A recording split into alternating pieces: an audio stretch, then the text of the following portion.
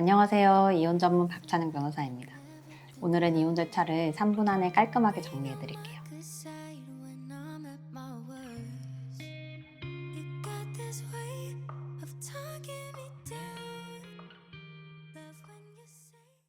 이혼 방법은 크게 세 가지가 있습니다. 첫 번째, 협의이혼입니다. 부부가 직접 합의하는 방식이에요. 협의이혼은 부부가 함께 2번 법원에 출석하는데요.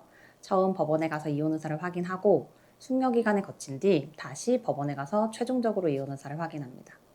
숙려기간은 보통 미성년 자녀가 있는 경우에는 3개월, 없는 경우에는 1개월 정도고, 협의이혼은 재산 분할이나 양육권 등에 관해 양 당사자 간의 합의가 이루어진 상태에서 진행하기 때문에 보통 변호사 없이 진행합니다.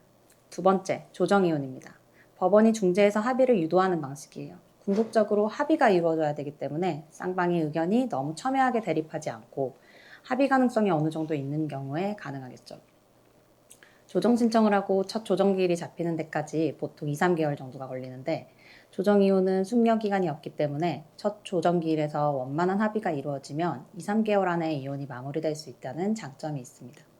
하지만 일반적으로 그것보다는 시간이 좀 더 걸리고 조정에서 합의가 이루어지지 않으면 소송으로 넘어가게 됩니다.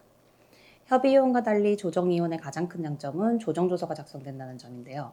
조정조서는 판결문과 동일한 효력을 가지기 때문에 쌍방 합의한 내용이 법적인 구속력을 가지게 된다는 걸 뜻합니다.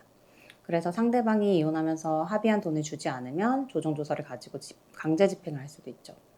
이런 면에서 조정이혼은 협의이혼과 재판이혼의 장점을 두루 가지고 있기 때문에 만약 합의 가능성이 있다면 조정이혼을 적극적으로 활용하는 게 좋겠죠.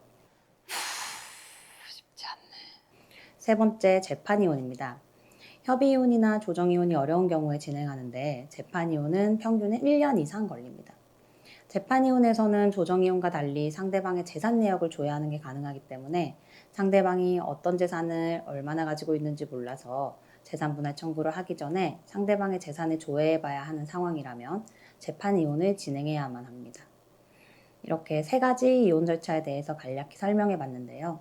세 가지 절차가 각각 장단점이 있기 때문에 이혼을 고민 중이시라면 변호사와 상담하셔서 각자 상황에 맞게 적절한 절차를 선택해서 진행하시길 바랍니다.